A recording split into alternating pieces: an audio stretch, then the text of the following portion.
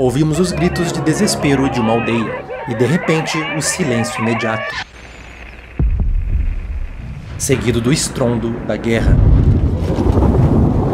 Em uma das cenas mais impactantes da ficção científica em 2023, vemos uma poderosa mensagem anti-guerra sobre a dificuldade da empatia e a esperança de um mundo que clama por paz. Algo mais do que necessário no nosso presente, mas porque algo tão impactante assim parece ter sido esquecido apenas alguns meses depois de seu lançamento. A resposta pode parecer ser que The Creator, ou a Resistência, falhou com o público, mas eu acredito no oposto. Nós falhamos com a Resistência.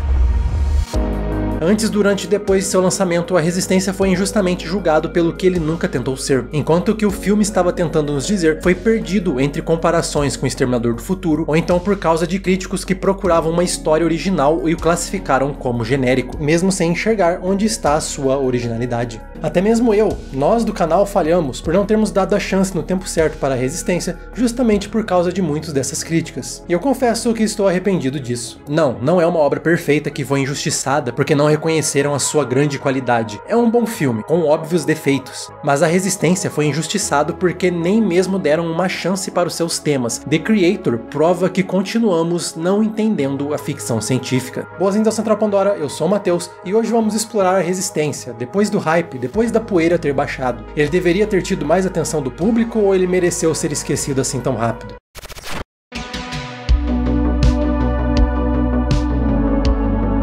Lançado em 2023 com direção de Gareth Edwards, A Resistência é um blockbuster médio, por assim dizer. É um filme de ficção científica de orçamento e divulgação médios, o que é algo que o cinema vem precisando muito recentemente. Menos investimento e preocupação fiscal do que criatividade. A história se passa na década de 50. Não na do século passado, no desse. Temos uma sociedade em que a inteligência artificial se tornou comum entre os humanos, atuando principalmente como servos e empregados. Até que um dia, uma IA detona uma ogiva nuclear em Los Angeles, causando uma rápida resposta dos humanos ao proibi-las no ocidente, o que também inicia uma guerra, obrigando as máquinas a buscarem refúgio na Nova Ásia, um conglomerado de países asiáticos que decidiram aceitá-las e desenvolver uma nova sociedade, com o simulante e os outros androides fazendo parte dela, forçando os países do ocidente, especialmente os Estados Unidos, a iniciar uma guerra contra a resistência das inteligências artificiais e tentar matar o seu suposto líder, Nirmata, antes que a guerra acabe virando a favor das inteligências artificiais. Para terem vantagem nessa guerra, os humanos desenvolvem a super-arma Nomad, uma nave orbital capaz de atacar precisa e devastadoramente os alvos inimigos.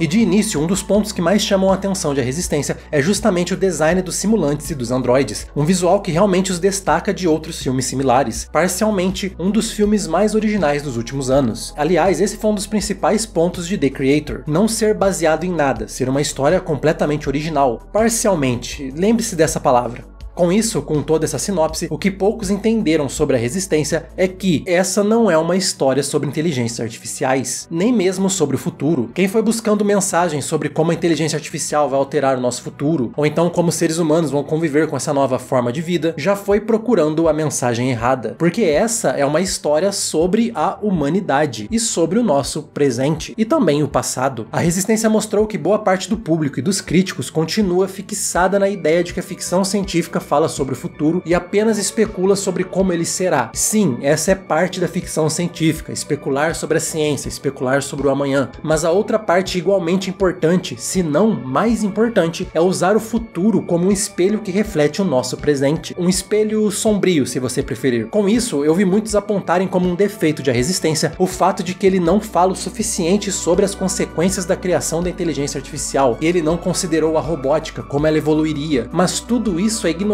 o ponto principal que Edwards tentou passar com a história, tal como Carol Chapek, que quando inventou o termo robô não estava falando sobre máquinas, e sim sobre humanos. A Resistência não está falando sobre como, talvez, possivelmente no futuro, a nossa relação com as máquinas vai ser, mas sim como no passado e como agora, no nosso presente, a nossa relação com nós mesmos é, principalmente com o diferente, com o que nos está distante, com o que temos medo. E para isso ele busca inspiração em toda uma iconografia da Guerra do Vietnã e em alguns outros conflitos conflitos similares e filmes sobre eles. Apocalipse Now é uma óbvia referência, mas o que ele traz de diferente é reverter essa iconografia. A ficção científica dos anos 70 e 80 adorava usar a estética estabelecida pelos filmes de guerra no Vietnã para explorar os traumas dos soldados e também do país. Aliens é exatamente sobre isso, o Predador também. Mas em A Resistência vemos a inversão dessa visão, acompanhamos o outro lado desse imaginário tão popular e tão utilizado. Vemos a posição de baixo para cima e temos a visão da nômade, tal como as pessoas que enfrentaram o poderio do Tio Sam viam a chegada dos seus helicópteros ou então dos seus drones. Quando chamam esse filme de genérico, me surpreende e até me incomoda justamente por causa disso. Na ficção científica, eu acredito que só o Blomkamp trouxe visões similares, usando a subversão do centrismo norte-americano em filmes. Existem poucos filmes que usam essas imagens como A Resistência fez, eu consigo contar nos dedos de uma mão. Com isso, esse é um dos filmes menos genéricos visualmente ao tratar do tema de guerras futuristas. E sim, eu sei que Avatar fez algo similar, mas diferente de Cameron, Edwards vai no caminho contrário do escapismo e do mundo dos sonhos, de tentar transportar a gente para o mais longe possível da Terra. Ele usa a mesma ideia para nos falar do que vivemos aqui, dos pesadelos que vivemos no presente e no passado, e que provavelmente viveremos no futuro. E algo que nem muita gente percebeu é que esse filme tem uma ótima construção de mundo. Se você reparar bem nas suas entrelinhas, ele mostra uma sociedade que se desenvolveu diferente da nossa, com as inteligências artificiais sendo desenvolvidas por volta da década de 50. Então ele ainda carrega um ar de retrofuturismo sutil. Já sobre o seu tema, ele não está reinventando a roda. Na verdade, ele fala sobre a mesma coisa que os robôs já representam há mais de 100 anos. Mas ainda assim, tem pessoas que acreditam que essas são histórias sobre o futuro, mas elas são sobre o agora, elas são sobre você, mas especificamente sobre como o distanciamento é uma barreira para a empatia, e sobre como você realmente para a destruição.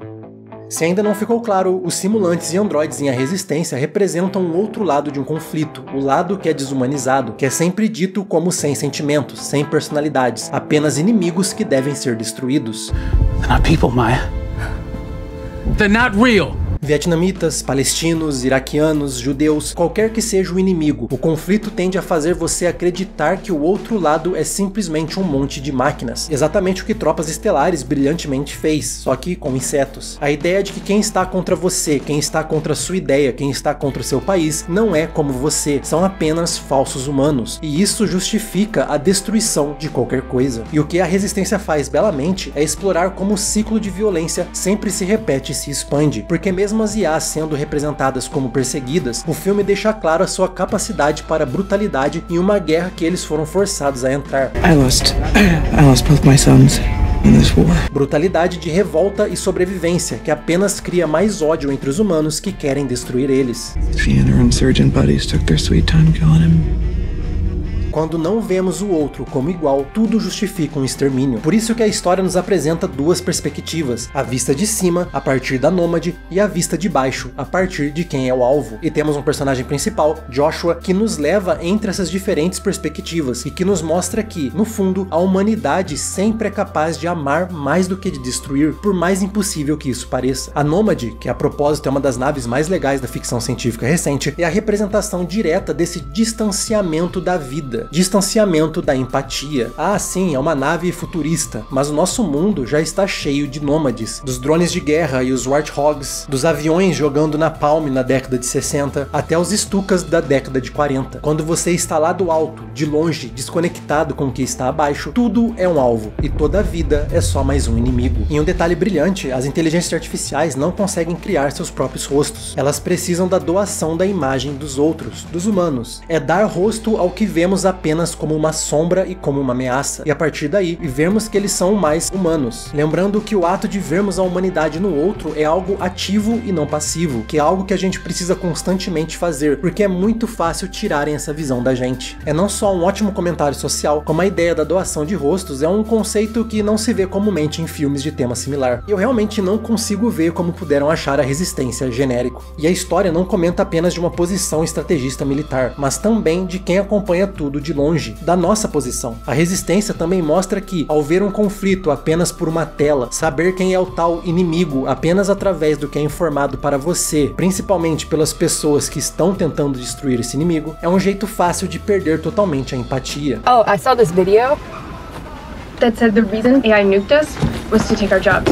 mas quando somos confrontados com a realidade, com a aproximação, nossos instintos mais humanos, de compaixão, de empatia, sempre se mostram presentes. No, please, no! Wait, no! That was like a real person, okay? That was like a real person! Isso fica evidente em Joshua, e mesmo antes dele encontrar com Alf. Ao ser mandado para uma missão como um agente duplo dentro da Resistência, ele se apaixona por Maya, que até onde sabe pode ser uma importante líder da Resistência. Logo no início do filme, Joshua já demonstra que não importa o quanto a propaganda da guerra pregue o ódio, ao estarmos no mesmo nível, vemos que somos todos iguais, e que o respeito e o amor sempre prosperam. Vemos isso acontecendo 2 vezes na história, mesmo com personagens que viveram a violência pelo outro lado de perto. A relação de Joshua com Alf é uma extensão de todo esse tema, porque Joshua não apenas conhece Alf cada vez mais, como ele também se aproxima dos cenários, das pessoas e dos androides, e com essa aproximação fica cada vez mais difícil ver tudo como um alvo. E eu acho que a Resistência faz um ótimo trabalho em nos ajudar a embarcar nessa jornada, porque também navegamos por esses pontos de vistas e no fim é difícil não se emocionar com a destruição do que, até pouco tempo atrás, vimos apenas como máquinas, e agora vemos como iguais. Alpha Ômega, ou Alf, tido inicialmente como uma suposta poderosa arma capaz de destruir a Nômade, é o alvo principal de Joshua em sua missão especial para garantir a vitória contra as IAs. Mas descobrimos que ela é basicamente uma criança. Sim, ela tem o poder de controlar e desativar máquinas, mas longe de ser uma arma eficiente ou tão assustadora quanto foi dito inicialmente. Aliás, a verdadeira arma que pode destruir a Nômade não é Alf, mas é o amor. Eu sei que isso soa brega, e mas às vezes a gente precisa abandonar o cinismo que o mundo nos obriga a ter e abraçar a esperança de um mundo melhor, mesmo que ele seja brega. Em uma outra cena que eu acho impactante, vemos o uso de robôs bombas pelos humanos, robôs que não possuem rosto, apenas lembram vagamente a forma humana, e mesmo que elas sejam hesitantes em alguns momentos, elas entendem que a sua missão é nada mais do que explodir. Mas quando uma delas se encontra de frente com Alf, com a sua capacidade de demonstrar compaixão e empatia, a bomba se torna mais do que acredita ser, e talvez até acredite ser merecedora de algo além de ser uma arma. Mas quando a violência volta e ela perde contato com essa empatia, a bomba lembra que é só uma bomba.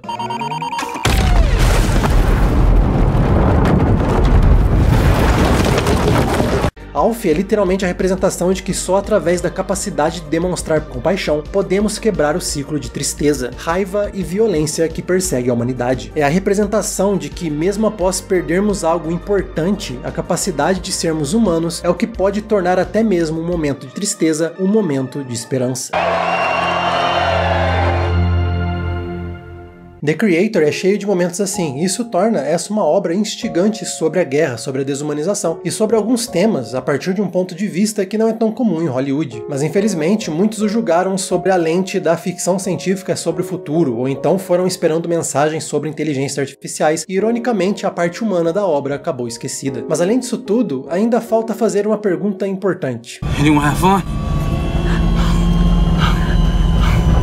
Outro ponto que me chama a atenção em A Resistência é o fato de que, apesar de falar de assuntos mais sérios, muitas vezes até deprimentes, sobre a natureza destruidora e desumanizadora da guerra, ele no fim é um filme divertido, e não apenas por ter piadinhas aqui e ali, mas é visualmente divertido. Suas cenas de ação são ótimas, mesmo que não sendo em larga escala, e os efeitos visuais ajudam bastante em uma experiência realmente marcante. Mesmo que você ignore todo o contexto temático, o que você não deveria fazer, pois é a melhor parte do filme, ainda é um filme que merece ser apreciado pelo que é. Ele tem um começo, meio e fim, e é completamente satisfatório como uma única peça de arte. É realmente um filme divertido, que tem tanto a nos dizer quanto entreter. E Madeleine Yuna Voyles é fantástica como Alf, uma das atuações mais emocionantes do ano. Na mesma onda do recente Godzilla Minus One, A Resistência também traz uma filosofia de criação que Hollywood desesperadamente precisa trazer de volta. Fazer mais por menos. O orçamento do filme é muito mais baixo do que qualquer blockbuster recente, mas o resultado final, principalmente no quesito efeito especial, é muito melhor. É quase como se, em vez de gastar centenas de milhões em tecnologia, atores e muito marketing, e em vez de colocar um monte de funcionários para trabalhar horas seguidas sem descanso em um ambiente de desvalorização e sem dar o tempo e respeito necessário para a equipe de efeitos visuais, e você gastar com uma equipe técnica de alta qualidade e dar a eles tudo o que eles precisam para criar a sua arte, um filme pode ficar bonito. Que baita conceito, não? The Creator abandonou a ideia de uma sala verde gigante e apostou em aprimorar o mundo real para acabar caber na sua história, o que sempre fica muito melhor. Não me entenda errado, é possível sim criar um cenário completamente digital lindo, mas apenas com o investimento e tempo necessário.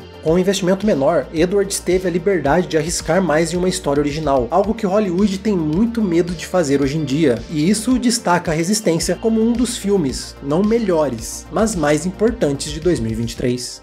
Mas claro, ele também tem os seus defeitos, e um que me incomoda mais do que os outros. Temos uma história que se passa em um futuro, onde após uma inteligência artificial matar milhões de seres humanos, uma guerra entre humanos e máquinas começa, com as IAs sendo proibidas na sociedade. Acompanhamos então a história de um agente treinado que precisa escoltar uma criança especial, um androide poderoso que pode mudar o futuro. E enquanto esse agente não se importa com máquinas no início, a relação entre os dois fica cada vez mais próxima. Essa é a história de Descender, Estrelas de Lata, de Jeff Lemire e Dusty In-Yen. Já que estamos falando de histórias injustiçadas, é muito fácil ver como a Resistência foi narrativamente e visualmente inspirada por Descender, de forma direta ou não. Estou dizendo que Edwards conscientemente plagiou Descender? Não. Nem mesmo que ele tenha sido uma inspiração direta. As duas histórias vão para caminhos completamente diferentes além da premissa inicial, mas eu acredito que o quadrinho teve alguma influência em algum momento do processo criativo de A Resistência, nem que seja apenas na parte do design. Então me incomoda um pouco que toda a produção fale sobre como essa é uma história completamente original, tudo é original, ligado a nada anterior, quando provavelmente existe sim uma influência por trás, e que Edwards talvez nem saiba que tenha tido, mas não comentar sobre isso seria também falhar com a obra de Lemire. Além disso, há outros defeitos no filme de Edwards, como um terceiro ato relativamente confuso e, apesar de odiar esse termo, cheio de conveniência. Outra parte que me incomoda bastante é no final ter sido revelado que a explosão nuclear de Los Angeles foi causada por um erro humano. Simplificar a posição de bem e mal em uma história assim só serve para tirar a força do seu comentário sobre a seriedade da guerra e sobre como ela causa desumanização. Cá entre nós, eu achei uma decisão covarde de deixar tudo muito preto e branco, quando poderia ser mais profundo sobre como não devemos julgar todo um grupo pelos erros e extremos de alguns. Sem contar que dar a Alf e Joshua uma ligação direta também enfraquece a mensagem sobre empatia. Mas ainda assim, eu acredito que o foco emocional em Alf e Joshua não tira a atenção do conflito maior. Na verdade, é focar na solução do problema. E eu entendo que o tropo do lobo solitário e o filhote pode estar ficando cansado recentemente, mas isso é praticamente um subgênero. O mais importante é como o resto é construído ao redor dele. E com um filme tão bonito, que usa uma estética que também aproveita do retrofuturismo,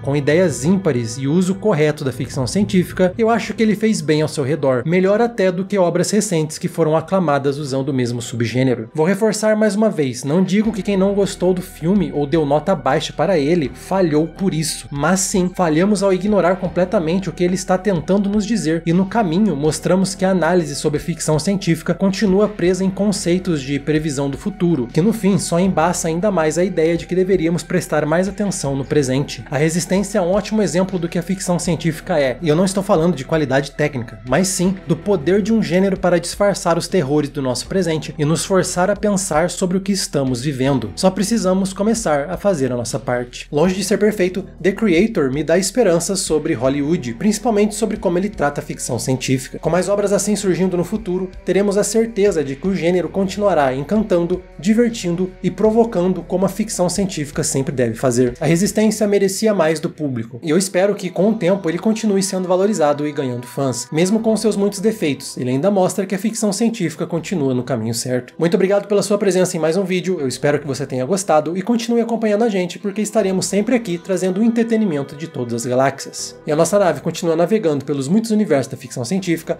graças aos nossos apoiadores. Você também pode fazer parte do nosso clube de membros e ter acesso a vídeos exclusivos, lives e, claro, continuar nos ajudando, como o nosso primeiro imediato, o Dragão Chinês da Noruega, além dos membros da ponte de comando Daniel Câmara, Mr. Vitin, Saren e os oficiais de ciência Osana Barbosa, Santiago Friedrich, Marcos Juliano e Nostromo.